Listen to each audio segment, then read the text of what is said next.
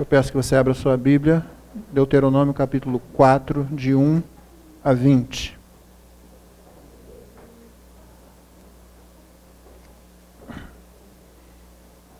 Deuteronômio 4, de 1 a 20.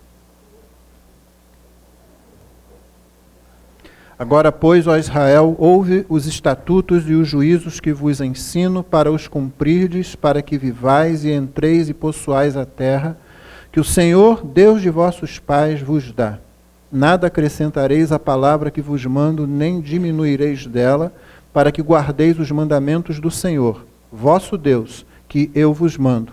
Os vossos olhos viram o que o Senhor fez por causa de Baal-peor, pois a todo homem que seguiu a Baal-peor, o Senhor, vosso Deus, consumiu do vosso meio. Porém, vós que permanecestes fiéis ao Senhor, vosso Deus, todos hoje estáis vivos.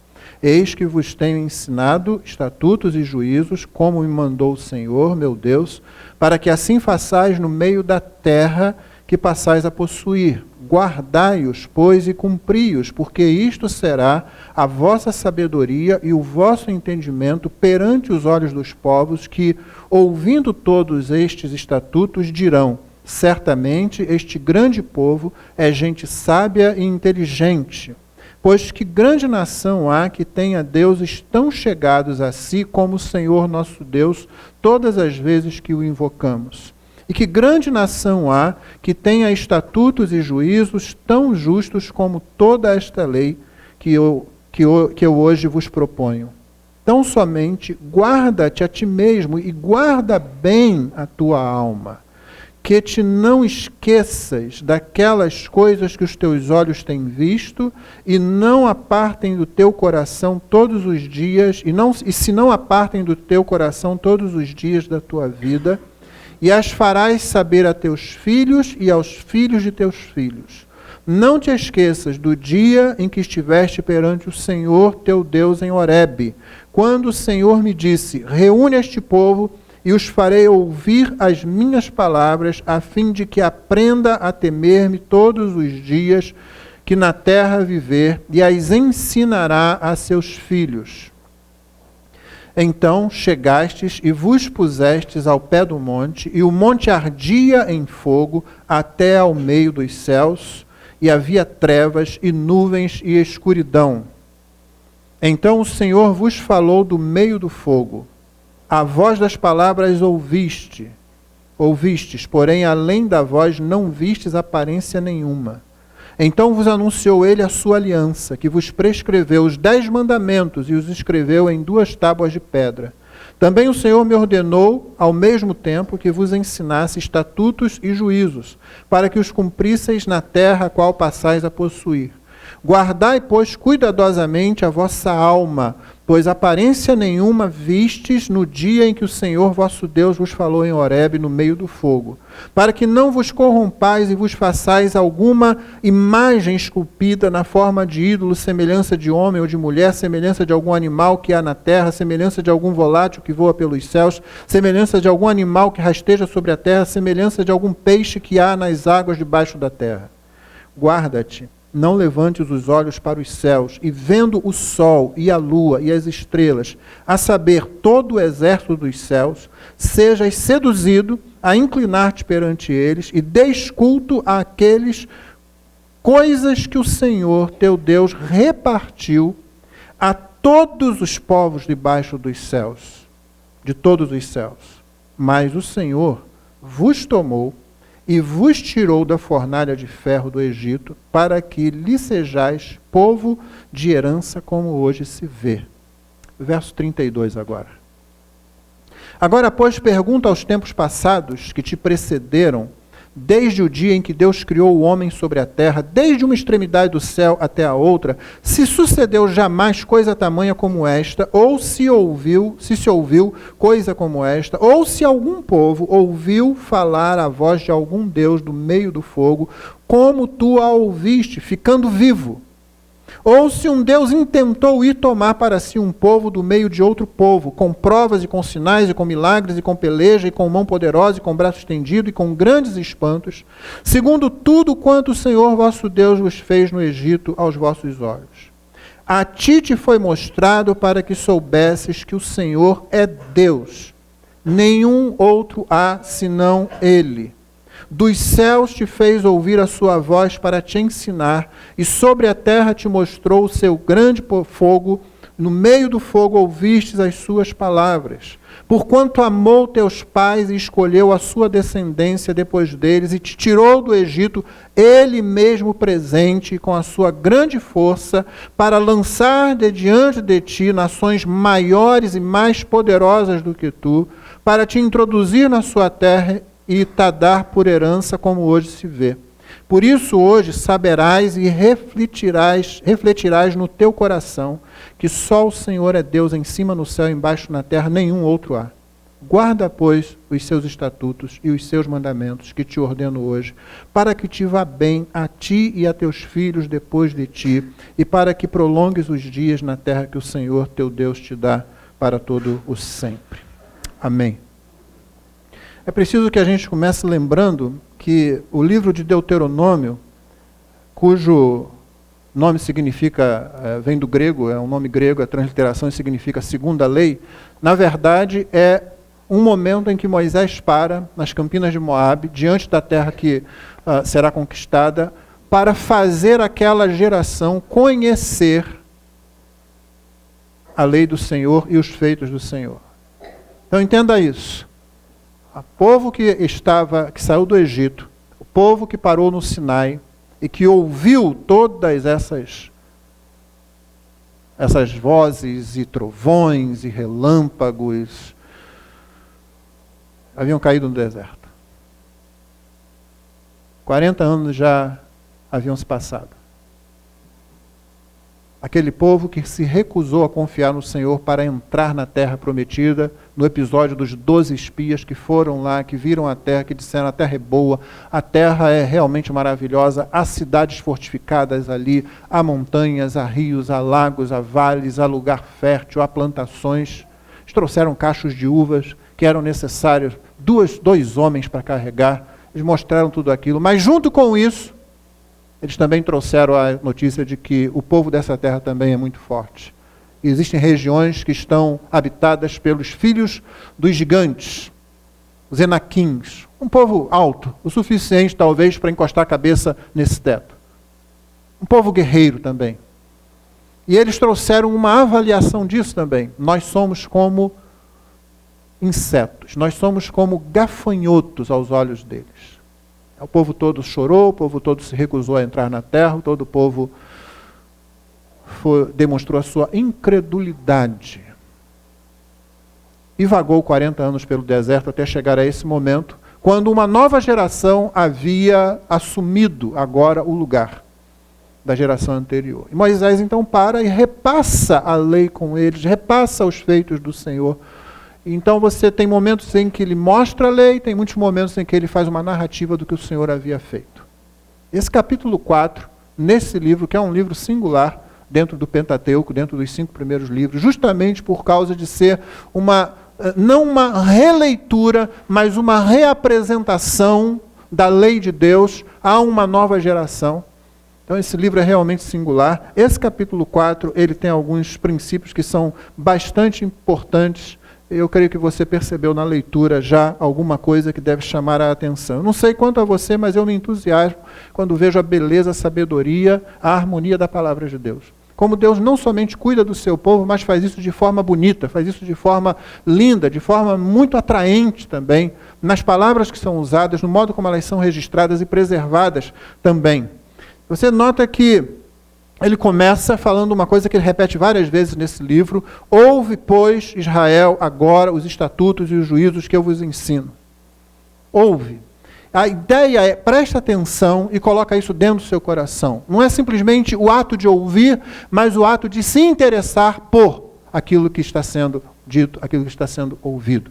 Então, essa é a primeira coisa. Aqui você já tem um princípio. Toda vez que a palavra de Deus é aberta, você deveria voltar toda a sua atenção para ela. Você deveria lutar para que a sua mente, seu coração, sua capacidade de leitura, sua capacidade de compreensão estivessem totalmente comprometidos para a leitura e a exposição da palavra de Deus. Você deveria evitar o pecado, o erro, a tentação de, em qualquer momento em que ela é aberta, seja por você mesmo, seja por um pregador, seja numa aula, você se deixar se distrair por qualquer coisa. Nós assumimos certas coisas como sendo normais, como sendo naturais, como sendo corriqueiras. Eu me sento e eu tenho uma dorzinha, eu me sento e uma criança faz um barulho, eu me sento e alguém entra, alguém sai, eu me sento e alguém vira as páginas, as folhas da Bíblia e pronto, a minha distração vai embora. Eu focalizo a parede, eu focalizo a lâmpada que está piscando, eu focalizo a mesa que está fora do lugar, e enquanto a palavra de Deus está sendo lida, enquanto a palavra de Deus está sendo pregada, Deus várias vezes diz ao seu povo, ouve. E o Senhor Jesus repete isso quando ele está sobre a terra, ele diz, quem tem ouvidos para ouvir, preste atenção, ouça o que está sendo dito. E o livro do Apocalipse termina com esse convite. Quem está ouvindo, preste atenção ao que o Espírito diz às igrejas, porque é Deus quem está falando. Em 1986 eu fui a uma conferência de pastores. A primeira conferência de pastores de que eu participei. Eu tinha sido ordenado há pouco tempo, não tinha nem um ano de ordenação, e fui a uma conferência. Quando eu cheguei lá, a editora Fiel tinha colocado sobre o assento de cada um dos participantes um livreto, um pequeno livreto chamado O Antigo Evangelho, de James Packer. O livro era uma introdução a um livro de um puritano chamado John Owen. O livro do puritano se chamava A Morte da Morte na Morte de Cristo. Esses títulos grandes, assim, esse está até pequeno, eram muito comuns. Então, era um estudo sobre a expiação limitada, sobre o fato de Cristo morrer por aqueles que ele vai salvar e somente por aqueles que ele vai salvar. E lá estava o livreto, distribuído gratuitamente, colocado sobre cada assento. Eu entrei, peguei o livreto, e se tem uma coisa que deixa qualquer pastor feliz, é um livro grátis. Se quiser fazer um pastor feliz, dê um livro grátis para ele, um bom livro de preferência. Então, eu peguei o livro. Quando cheguei no quarto, eu me lembro que abri o livro. E quando eu abri o livro, a palavra predestinação apareceu logo na primeira folha. Packer estava argumentando que nós deveríamos ter zelo com relação à precisão doutrinária. Entendeu o que eu falei? Zelo com relação à precisão doutrinária. Não entender a coisa assim, qualquer doutrina serve, de qualquer jeito serve. Explicar e está bom. Não. E foi justamente esse aviso que eu ignorei completamente. Quando eu vi a palavra predestinação, eu simplesmente peguei o livro, fechei o livro e coloquei na mala. Eu pensei, eu sou pastor, eu não tenho tempo para isso. Eu tenho que evangelizar, eu tenho que pastorear a igreja, eu tenho que ensinar as pessoas. Isso aqui é um assunto que vai interessar quando eu não tiver muita coisa para fazer, ou para pessoas que gostam de ficar discutindo, talvez para algum professor de teologia num seminário. E era assim que eu fui instruído a pensar, é assim que fui acostumado a pensar já antes de ter um ano de ministério.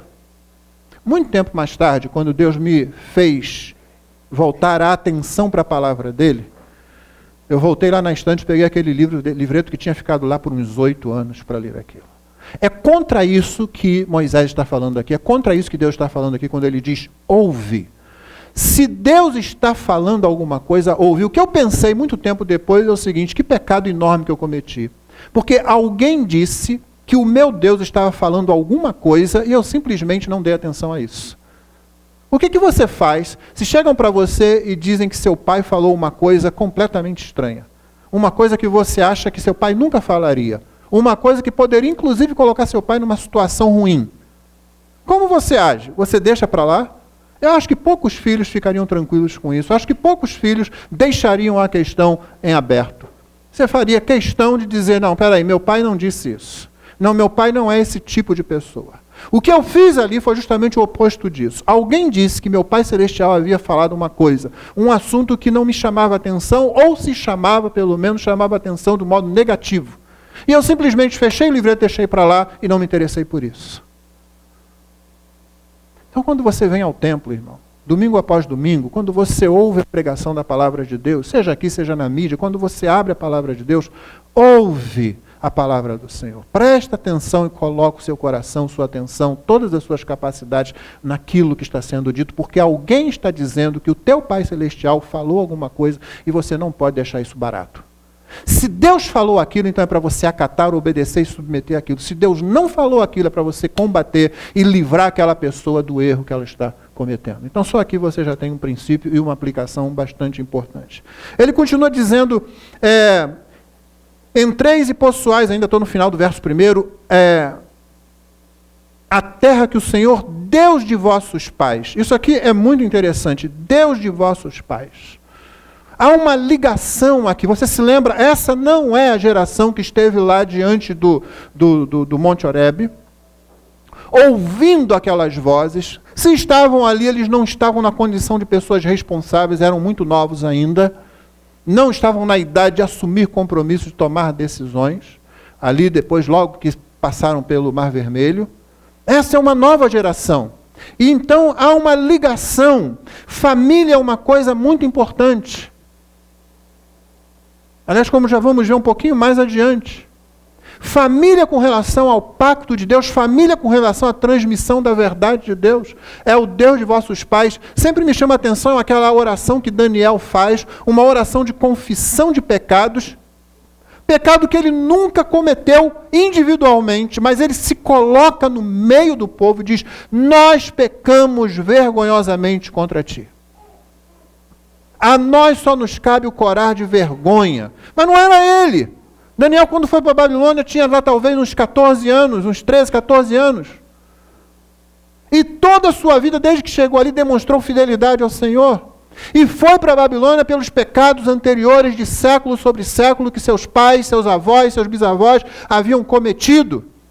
Mas quando ele chega para fazer a oração de confissão, ele diz: nós. Esse é um princípio que você aplica sempre quando você pensa no povo de Deus. Nós. Essa é uma das razões porque eu sou batista. O batista entende que ele é sacerdote e que todos os outros são sacerdotes. Bom, todo reformado entende isso. Mas nós compreendemos que a igreja local é autônoma. Isso restringe bastante o nosso campo de atuação quando se toca a entender nossa responsabilidade imediata como povo de Deus. Então, quando a igreja toma uma decisão, eu tomei a decisão, mesmo que eu tenha votado contra numa assembleia. Quando acontece alguma coisa na igreja que me aborrece, eu não saio de fininho, vou embora, como infelizmente muita gente faz. Eu digo nós. Sempre foi assim para todo homem, toda mulher fiel nas Escrituras.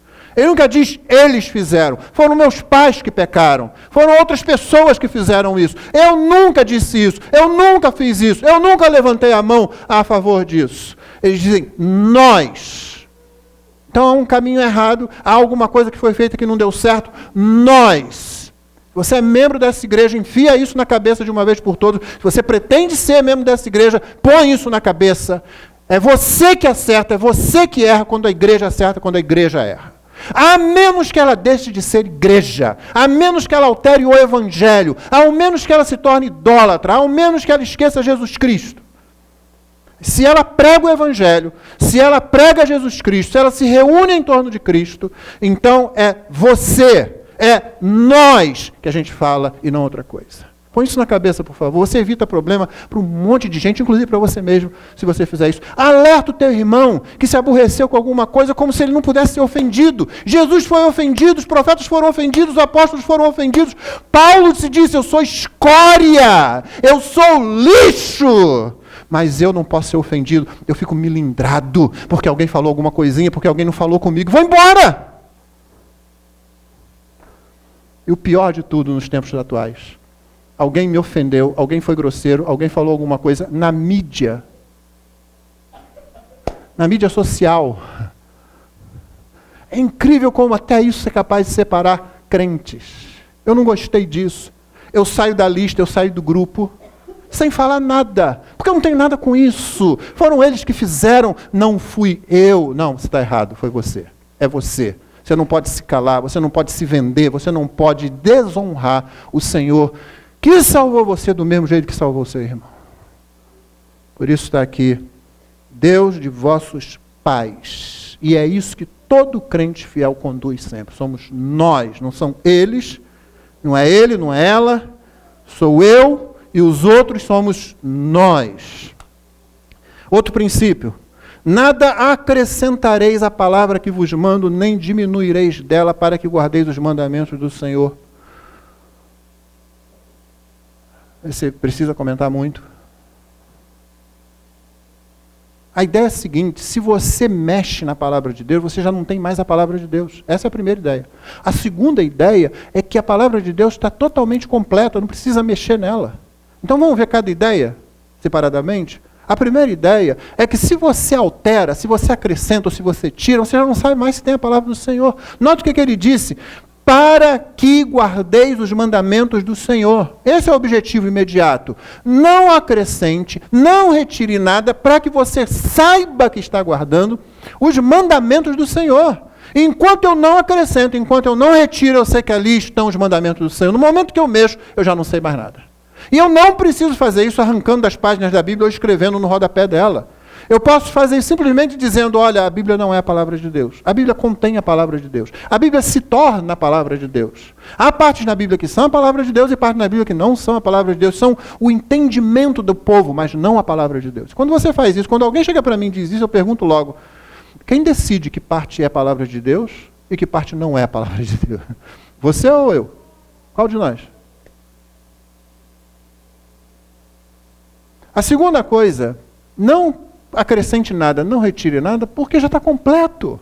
Isso deveria ser um grande encorajamento para nós. Quando ele diz não coloque, não retire, é porque está tudo ali que você precisa. Você nunca precisa correr atrás, você nunca precisa olhar aqui atrás da última página para ver, será que ficou faltando alguma coisa a ser dita? Não, ele disse tudo o que tinha que dizer. Você entende o que significa isso? Esse livro tem tudo o que você precisa para ser crente, tudo o que você precisa para agradar a Deus, tudo o que você precisa para ir para o céu, falando do jeito mais corriqueiro possível. Tudo que você precisa para ter uma vida de fé vitoriosa está aqui.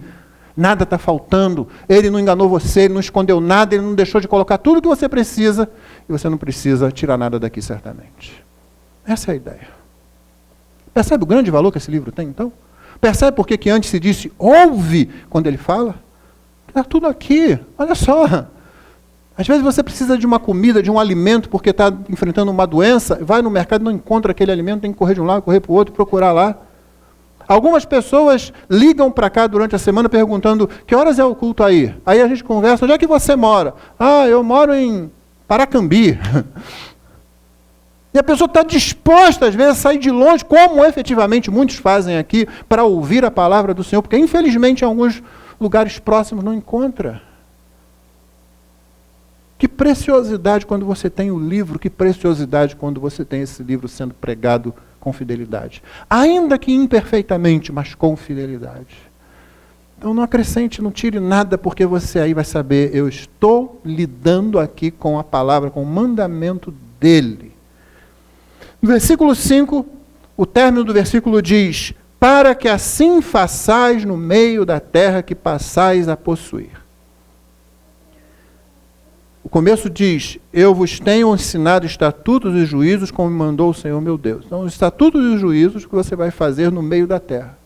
Então, não é uma questão de um Deus déspota dizendo, chateado: não quero que você faça isso. Eu não quero que você faça aquilo. Se você fizer aquilo, você vai apanhar.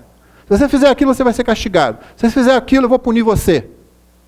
Mas se você fizer isso, eu te dou uma recompensa. Se você fizer isso, eu te jogo um biscoito para você comer. Não estamos falando disso, não. Nós estamos falando de um estilo de vida livre.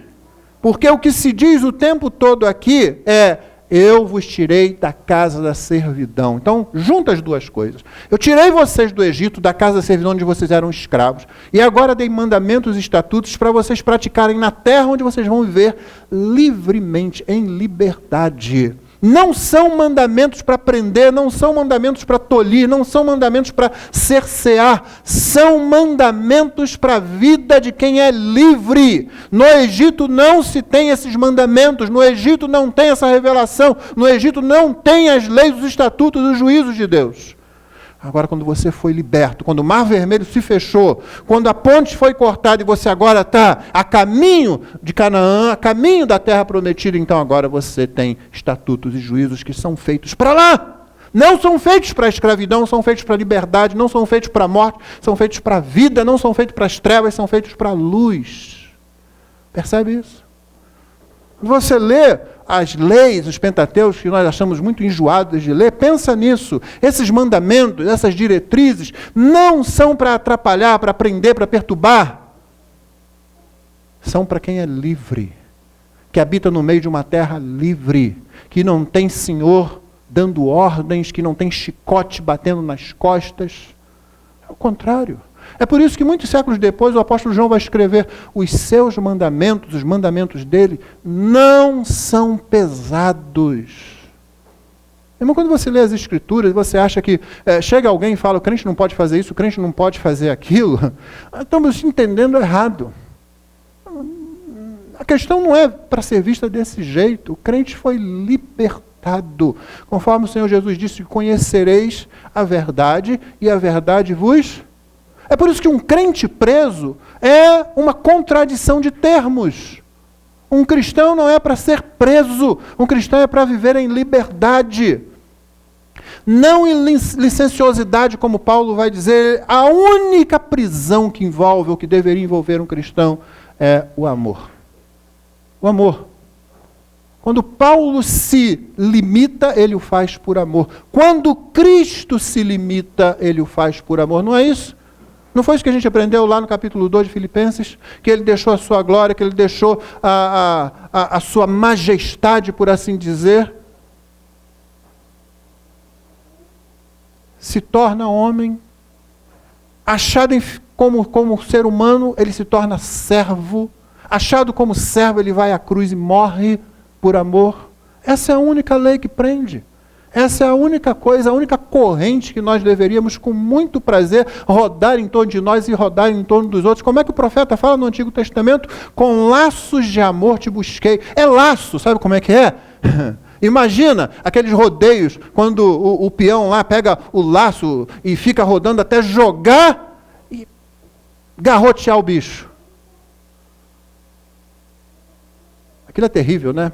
Você não está na cultura, você acha estranho aquilo. É igual o boxe e outras coisas. Tem gente que adora aquele negócio, né? Vê uma pessoa socando o outro até o olho sair para fora, né? Você está de fora, você não entende, você não vai apreciar, não tem jeito não. Da mesma forma é aquilo lá, porque joga no pescoço do bicho, o bicho dá uma virada assim, quase vai quebrar, você pensa, vai quebrar o pescoço, tá, cai lá o bicho. Não, Deus não faz isso, é com laços de amor.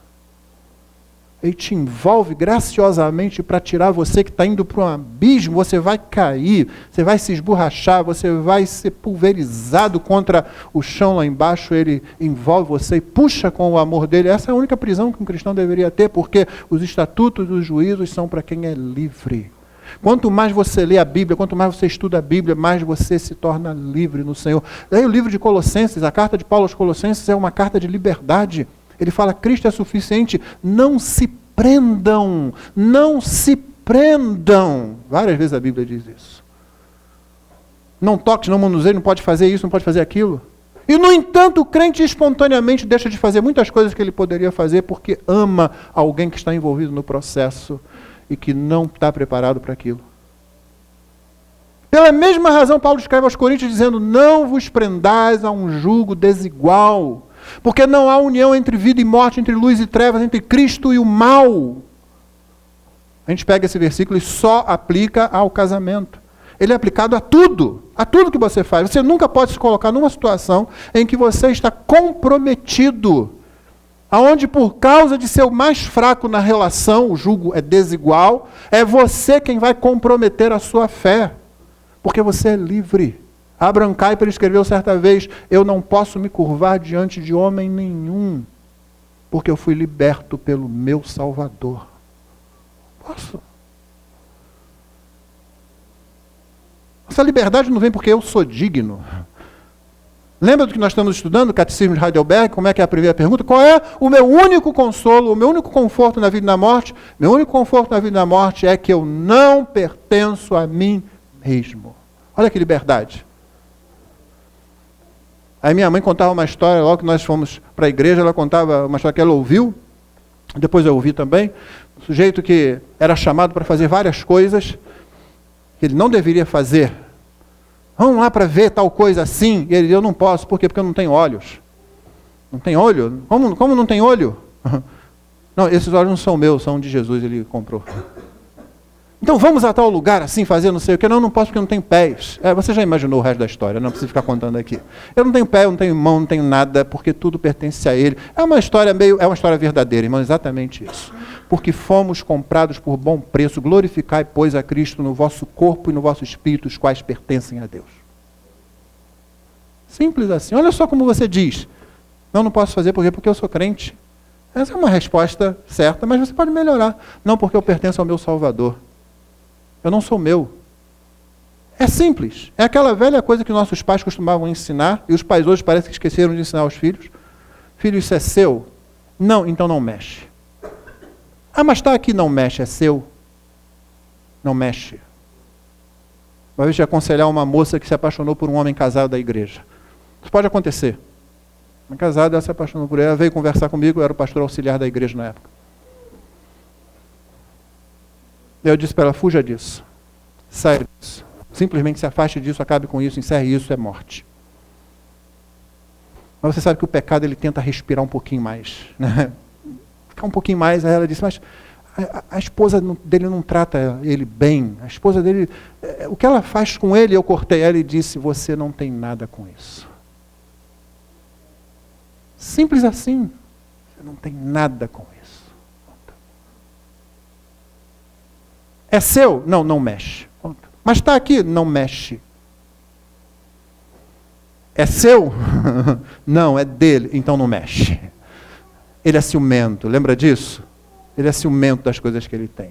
Ele é ciumento para guardar você. Ele é ciumento para proteger você. Ele é ciumento para cuidar de você. Ele é ciumento quando você faz com o que é dele aquilo que não se devia fazer.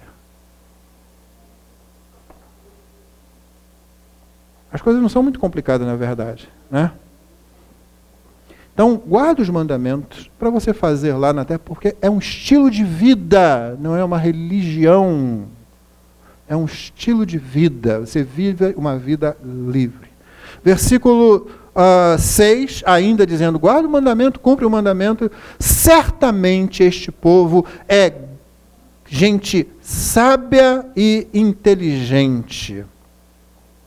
Essa conclusão, que começa com certamente... Lembra do diabo falando isso logo lá no Gênesis 3? Certamente. Porque Deus tinha falado antes, certamente, há uma ênfase. Aqui também, certamente, a conclusão era inevitável. Quem vive sob tais leis, essas, que são leis para pessoas livres, e tem tal Deus, que povo tem um Deus tão próximo quanto o nosso, toda vez que nós o invocamos? Quem vive assim tem que ter outro patamar de percepção da vida. Tem que ter. Então, é isso que o texto que você conhece, eu já citei, né? É dito aqui, guardai-os, versículo 6, guardai-os, os mandamentos, os estatutos, os juízos, e cumpri-os, porque isto será a vossa sabedoria e o vosso entendimento, não só para você, não. É perante os olhos dos povos que, ouvindo todos estes estatutos, dirão, certamente este povo é gente sábia e inteligente. Já te chamaram de sábio e inteligente? Porque você é crente? Você já foi confundido com alguém sábio e inteligente por ser crente?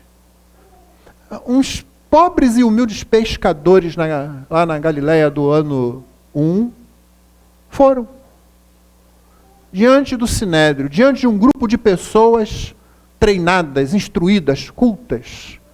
Eles vão e falam. E eles não argumentam como vítimas.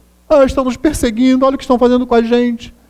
Eles não argumentam como minoria, embora fossem. É uma tristeza ver crente argumentando como se fosse minoria em qualquer lugar.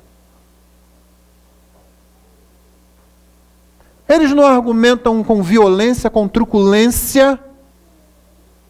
Tipo, já que eu estou em menor número, eu tenho que reagir mais. Não.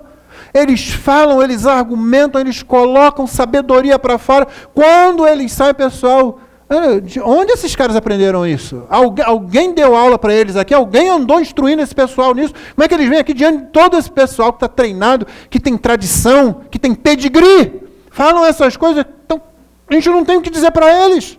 A gente vai ter que no final ameaçar, ó, cala a boca, não prega mais nesse nome, não fala mais isso. É a única coisa que a gente vai poder fazer. Ou seja, o truculento é justamente aquele pessoal culto, treinado, preparado. E os humildes pescadores ali,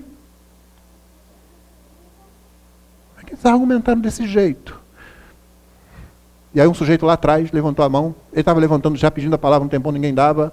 O que você quer dizer? O que é isso? Olha, a única coisa que eu sei é que eles andaram com Jesus. O pessoal não deve ter nada a gostar de ouvir isso, né, de ter ouvido isso. Não deve ter gostado. Eles andaram... Olha, a única coisa que explica isso é que eles... A única coisa de diferente é que eles andaram com Jesus. É exatamente isso aqui. Certamente, isso é gente sábia, isso é gente inteligente.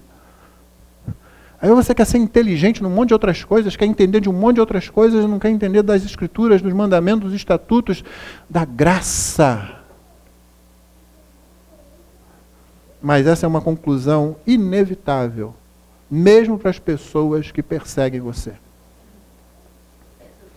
Verso 9, outro princípio. Tão somente guarda-te a ti mesmo e guarda bem a tua alma, que te não esqueças daquelas coisas que os teus olhos têm visto, e se não apartem do teu coração todos os dias da tua vida. Percebeu? Guarda-te a ti mesmo, guarda bem a tua alma. Isso vai ser repetido mais à frente, pelo menos umas 2 vezes. Guarda, reflete no teu coração, é uma outra expressão que você deve ter, lembrar que ouviu aqui. Guarda bem a tua alma, guarda bem, é o que é dito aqui. O antídoto para a amnésia espiritual é persistência unida a zelo. Guarda bem para que você não esqueça. Guarde bem para que você não esqueça. Você percebeu? Então, se você vai esquecer, o risco de esquecer é muito grande, a tentação para esquecer é muito grande. As coisas que vão surgir em torno de você para que você esqueça isso aqui, para que você esqueça Deus, para que você esqueça Cristo, para que você esqueça a igreja, para que você esqueça o culto, elas são muito intensas, estarão cercando você sempre. Guarda bem a tua alma, guarda bem teu coração. Você já viu um vigia? Aqui tem militares na igreja, né? Sabe a importância do sentinela, né? O camarada está lá na guarita.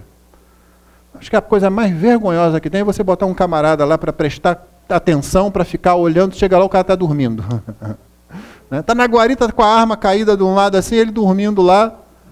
Quer dizer, a segurança dos outros depende daquele camarada estar atento. E é exatamente o que ele não está fazendo. Aqui está falando exatamente isso. Não é uma atitude passiva, é atividade. Guarda bem a tua alma. Se você não fizer nada, a Bíblia está dizendo que você vai esquecer. Você vai esquecer. Pega o primeiro aviso, ouve o que o Senhor está dizendo, você vai esquecer. O Senhor Jesus, séculos mais tarde, disse isso também.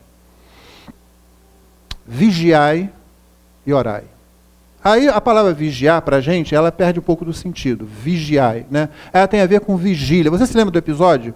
Ele volta de orar um pouco afastado e os discípulos, ao invés de estarem em vigília, acordados, eles estão dormindo. Estavam tristes, estavam cansados. A gente pode até tentar entender isso aí e tal, né? Estavam tristes, estavam cansados e dormindo. E o Senhor disse, olha, o espírito está pronto, mas a natureza humana, é isso que ele está querendo dizer, a natureza humana é fraca. É fraca para as coisas espirituais, é fraca para aquilo que você tem que fazer para Deus, é fraca para entender as coisas de Deus, você precisa lutar com ela. É por isso que Paulo em Colossenses 3 diz, mortificai as obras da carne. Irmão, o problema de crentes estarem na igreja ano após ano, década após década, e não crescerem na graça, no conhecimento, estão na igreja desde criança, na escola dominical, nos juniores, nos adolescentes, nos jovens, depois nos adultos, e ainda com defeito, e ainda com imaturidade, é porque eles não tomam uma atitude de vigilância, eles não são um sentinela que está atento. Eles ignoraram o aviso de Jesus, ignoravam o aviso de Moisés, que são avisos de Deus. Guarda bem, fica atento, porque você vai esquecer. O diabo quer que você esqueça, o pecado quer que você esqueça, o mundo quer que você esqueça. E você não faz nada, você vai esquecer. E é possível esquecer sabendo decorar, decorado na mente conceitos doutrinários, textos bíblicos. Evidentemente, não dá para esquecer se você não sabe nada disso. Se você não conhece a Bíblia, se você não conhece doutrina, você não vai esquecer, porque você simplesmente nem tem isso na cabeça. Nunca pense que é melhor não ter. É sempre melhor estudar, é sempre melhor ler, é sempre melhor se dedicar a isso. Mas só isso não basta. Você precisa estar atento, você precisa vigiar. Você precisa lembrar que a sua natureza humana decaída, o pecado que habita em você, que você tem que mortificar, está lutando contra você. E se você não destruí-lo, se você não matá-lo, ele vai matar você. Nós lutamos, e eu vejo crentes lutando com muitas coisas o tempo todo. Eu vejo crentes assumindo atitudes arrogantes, atitudes vaidosas, atitudes orgulhosas, egocêntricas. Essa pessoa nunca diz que é isso, ela sempre dá um outro nome mais bonito, um eufemismo qualquer, um nome mascarado para a coisa. E você fica pensando, mas essa pessoa ainda não entendeu que ela foi salva pelo escândalo da cruz? Ela não entendeu que ela foi salva por alguém que se tornou maldito? Ela não ouviu Paulo dizer, nós somos escória? Ela não ouviu o Senhor Jesus dizendo, quando você fizer tudo, fez tudo, é um servo inútil. Agora que você fez tudo, você alcançou a categoria de servo inútil. Pode cantar, gente, somos inútil. Tem teologia em todo lugar, irmão. Você fez tudo, é inútil. E aí arrogância, vaidade, não pode servir, não pode aguentar, não pode suportar. As Escrituras dizem para fazer exatamente isso com todas as letras. Suportem. Levem o prejuízo, sim. Eu cresci numa igreja onde tinha muita gente lá que dizia, eu sou crente, mas não sou bobo. O que ele queria dizer com isso é que, numa situação em que, como crente, ele deveria sofrer, ele deixa a sua fé de lado e prefere agir como alguém esperto, como alguém que não leva desaforo para casa, como alguém que não leva prejuízo, que prefere desonrar o Senhor Jesus, que prefere desonrar a obra do Filho, que se humilhou, que se fez servo e que morreu. É uma tensão, não é? Pastor, o senhor está dizendo que a gente aguenta tudo que a gente recebe? Não! Basta olhar o exemplo dos apóstolos, como eles resistem. Como eles resistem. Não, vão resistir no que é certo, vamos ficar aqui. Vamos tomar o tapa. Vamos tomar o tapa. E quando toma o tapa, o que eles fazem? Cara, nós fomos achados dignos de levar tapa pelo Senhor Jesus, olha só.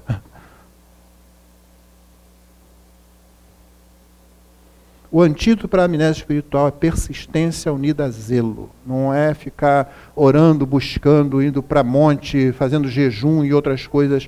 Zelo unido à persistência. É isso que a Bíblia ensina.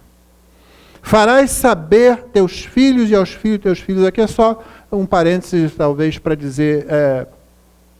Irmão, se o teu filho não ensina para o filho dele, você ensina. Você que é avô, que vai ser avó. A ideia aqui não é só dentro da família, não. Ensina para os mais novos, na fé e na idade. Se o pai e a mamãe não ensinam, ensine. Está vendo a criança, está vendo o jovem indo numa direção errada, está vendo que papai e mamãe não estão fazendo o que devia fazer, nada impede. No ambiente da igreja você ensina. Nós fazemos isso contra a vontade dos pais e das mães, não é assim? Senão, nem evangelizaríamos nenhum muçulmano. Não é? Então pode com o muçulmano? Não pode? Pode com o hindu? Não pode? Não pode na igreja.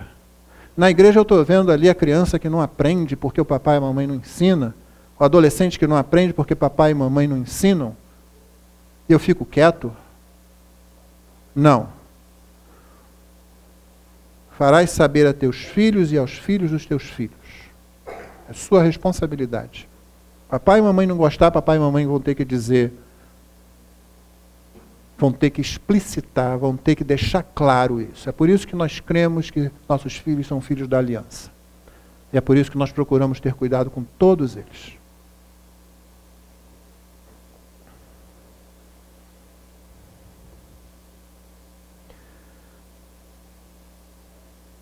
Por último, guarda-te, verso 19, guarda-te, não levantes os olhos para os céus. Isso depois de falar, você viu aquela metralhadora giratória que Moisés colocou aqui, no versículo 17 e 18? Aliás, já no final 16. Não faça nada à semelhança de homem e mulher, semelhança de algum animal que na terra, semelhança de algum volátil que voa pelos céus, semelhança de algum animal que rasteja, semelhança de algum peixe que há. Não faz nada. Você, quando estava lá no Horebe, você ouviu a voz, mas não viu semelhança de coisa nenhuma. Então Deus se revelou desse jeito já para dizer, olha, não invente de me dar forma, não invente de me limitar. Quando você dá forma, você está limitando, você não pode fazer isso com Deus.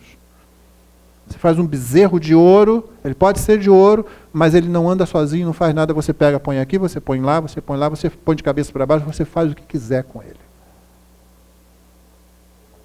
Aí no verso 19, guarda-te, não levantes os olhos para os céus, vendo o sol, a lua, as estrelas, a saber, todo o exército dos céus. Guarda-te, é a continuação daquilo, guarda, vigia, porque você vai ser tentado a isso de um jeito ou de outro. Sejas seduzido a inclinar-te perante eles, e des culto àqueles. A versão que nós usamos aqui, você notou que tem uma vírgula depois de aqueles? É porque está fazendo uma referência. E des culto àqueles, ao sol, à lua, às estrelas. O que vem depois é que eu quero chamar a sua atenção. Coisas que o Senhor teu Deus repartiu a todos os povos debaixo dos céus. Ele está dizendo o seguinte, isso aí, olha que tolice é, e o que é interessante é que hoje em dia é chique esse tipo de coisa, sabe? Não, é um negócio bonito. O que antes a gente olhava assim como, isso é primitivo. Você encontrar um ser humano inteligente, um ser humano que tem capacidade, tudo bem, está lá no meio da selva, usa uma tanguinha só para se vestir, certamente não é tão esperto assim, é o que a gente pensa sempre, porque nós sempre sofremos de arrogância cultural, né? Nossa cultura é sempre superior às outras. Então, olha lá, desse jeito assim, eles se curvam diante do sol, eles adoram a lua. Não, você vai encontrar gente muito sofisticada fazendo isso. Adorando as energias, se colocando debaixo de uma pirâmide. Deixa eu dizer uma coisa para você. É possível que haja energias por aí rodando? É possível. Eu não tenho nada contra a ideia em si. Eu não sei que resquícios depois da queda ficaram aí. Eu não sei que resquícios dessas coisas. Que quando você olha antes, você vê um mundo, o ser humano com uma capacidade certamente muito superior à que nós temos hoje. Por que eu digo isso? A Bíblia diz que os seres humanos viviam muitos anos, a longevidade era imensa. Você acha que foi só isso que caiu? Deus tirou várias coisas e deixou outras. Então que fica energia por aí, eu não quero saber disso, essa não é a questão é que você não tem controle sobre isso. Se houver, eu estou falando em tese, se houver, você não tem controle sobre isso. De repente um troço acontece aqui, outro ali, mas você não tem como dominar isso. E você não vai encontrar ninguém que seja capaz de dominar isso plenamente, como por exemplo, consegue dominar os 2 pés. Sim, note bem como é importante dominar os 2 pés, por exemplo, para onde eles vão, não é? Como é importante dominar as 2 mãos, o que elas pegam e o que elas deixam de pegar, porque isso você pode fazer. Pelo menos a maioria de nós pode.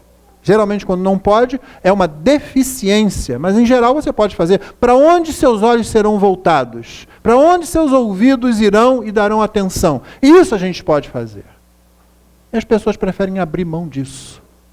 É uma das coisas que tem de errado com o budismo, por exemplo, é que o alvo supremo do budismo é a impessoalidade. Você sabe o que acontece na impessoalidade?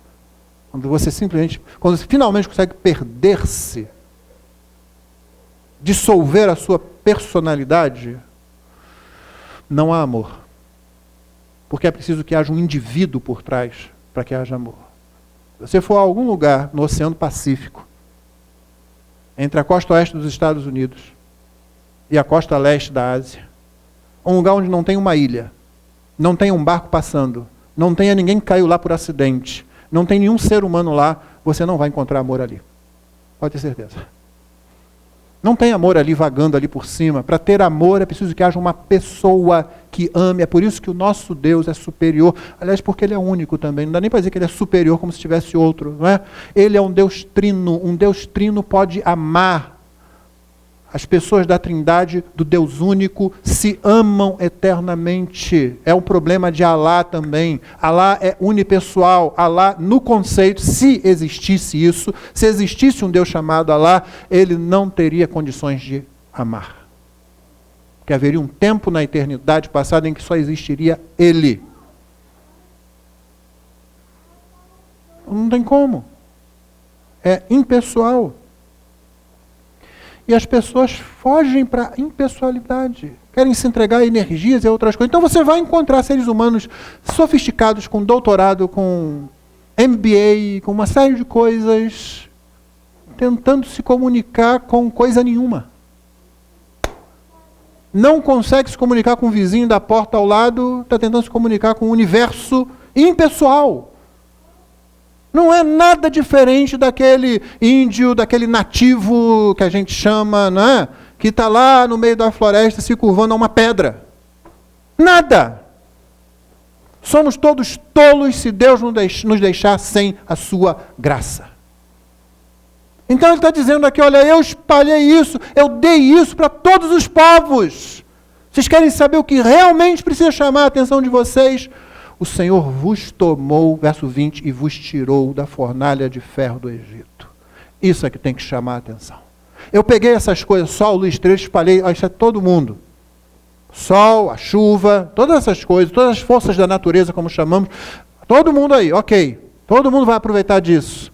Não se curvem a elas, elas estão aí para vocês, elas estão aí para servir vocês, elas estão aí para o bem de vocês. Agora, só um povo eu fui buscar. Só um único povo eu amei a ponto de ir lá e tirar da casa da servidão, da fornalha de ferro do Egito. Vocês. Atentem para isso. Nenhum outro povo ouviu, verso 32, que nós lemos em diante, 32 a 39, nenhum outro povo ouviu a voz de um Deus, de uma divindade, como vocês ouviram. Você se lembra que os 10 mandamentos foram falados. O povo chegou ali, Moisés está lá no monte fumegando, parecia um vulcão, e eles ouvem aquela voz.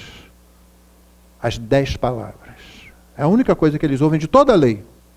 Suficiente para impactar, suficiente para marcar os tímpanos, suficiente para fazer temer, suficiente para saber Deus está no nosso meio. Irmão, não existe nenhuma narrativa em nenhum outro povo, em nenhuma outra história, no Antigo Oriente Próximo ou em qualquer lugar da Terra, de um homem sendo autenticado como Moisés foi autenticado diante do povo.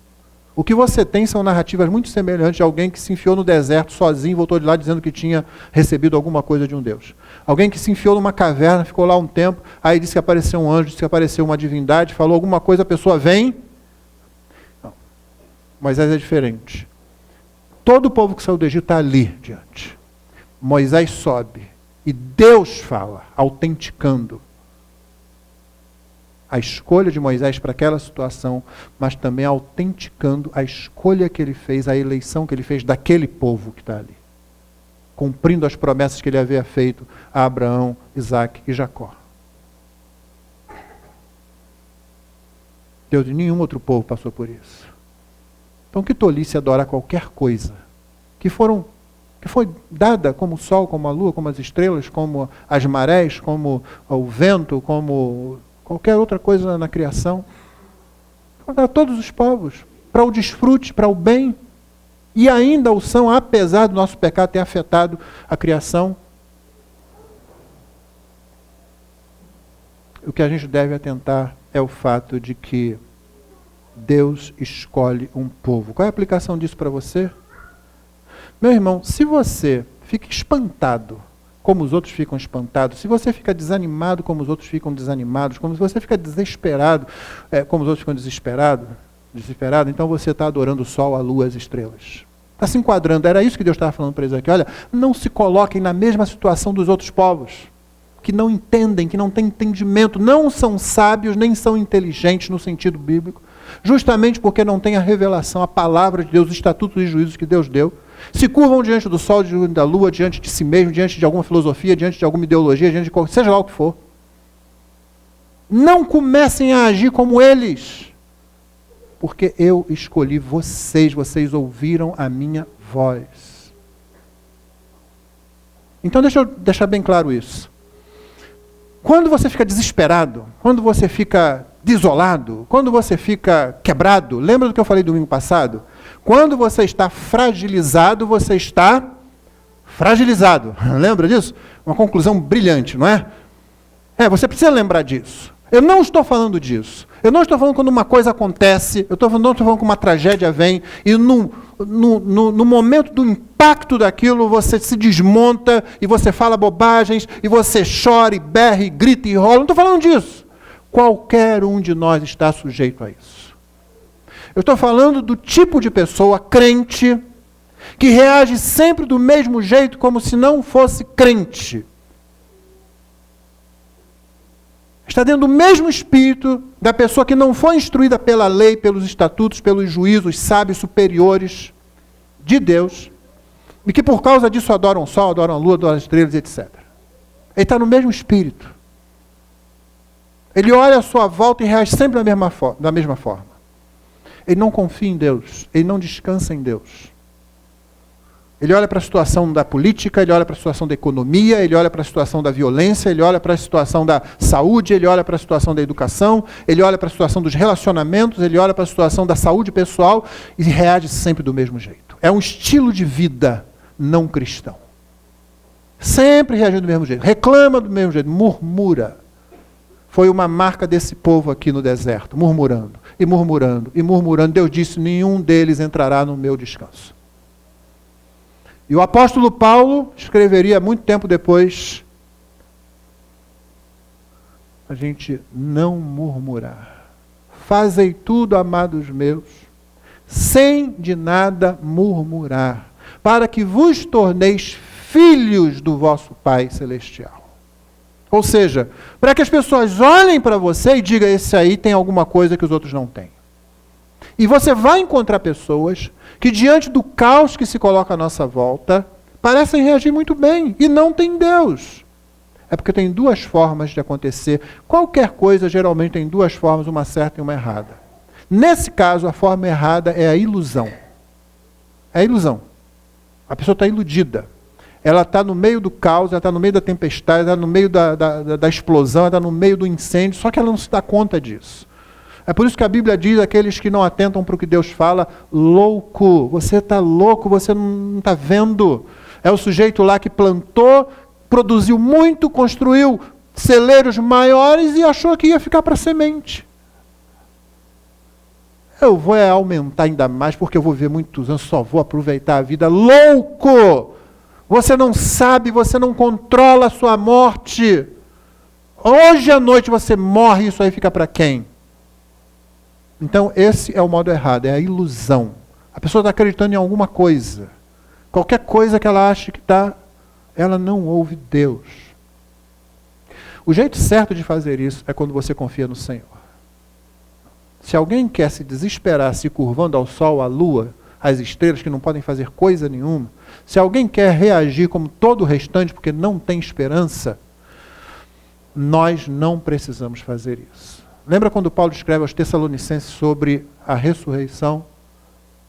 Ele fala, consolai-vos uns aos outros com essas palavras. Ele está falando sobre os crentes que morreram e ele diz, para que vocês não fiquem como os demais que não têm esperança. Por isso também, eu disse anteriormente, essas leis, esses estatutos são para gente livre, para pessoas livres, e não precisam ficar aprisionados por esse estilo de vida, como muitos outros ficam. Nós olhamos, vemos as dificuldades, nós olhamos e somos responsáveis, como cantamos aqui no início do culto. Você não vai fazer tolices aí só para tentar Deus, ficar pulando do pináculo do templo para ver se os anjos vão te agarrar, você vai acabar se esborrachando no chão. Mas nós não assumimos essa falta de esperança, falta de fé, que necessariamente conduz à falta de amor também. Ao contrário, nós nos lembramos, foi Ele quem nos escolheu. A solução para isso, o texto diz, lembrem-se, eu amei vocês e tirei vocês da casa da servidão. A solução para isso é novamente descansar no que Ele disse. Ele me escolheu. Ele escolheu você. Ele nos escolheu. Ele que fez isso. Você não merece isso. Tem nada em você para Ele escolher. Ele é que decidiu fazer isso. Sabendo quem você era, sabendo o que você ia fazer ou deixar de fazer, sabendo onde você viveria, que riscos estariam à sua volta, tanto espirituais como físicos. Ele sabe disso. Sempre soube. Quando nada havia criado ainda. Quando só existia o Deus Trino. Naquela dança eterna de amor, o Pai, o Filho e o Espírito, Ele já tinha o seu nome. Ele já sabia quando você nasceria, quando você morreria. Ele já sabia em que cidade, em que momento da história, com que perigos à sua volta, com que vantagens à sua volta. Então a solução para não andarmos como os outros, nos curvando diante das coisas que estão ao nosso redor, a solução é você lembrar, foi Ele quem me escolheu. Ele quem toma conta de mim. Ele que administra isso. Isso que o povo deveria lembrar sempre. Há muitas passagens nesse capítulo, no resto do livro de Deuteronômio, dizendo, lembrem-se disso, lembrem-se disso, lembrem-se disso. Como foi dito, né? Guarda a tua alma, guarda bem a você mesmo, porque senão você vai esquecer. Deus nos abençoe, irmãos. E que você, não falei o Espírito Santo, eu falei que você aplique isso à sua vida. Você não fica esperando que o Espírito Santo desça ao seu lado em algum momento no dia de hoje para dizer, e aí, vamos? Porque isso ele já está fazendo agora.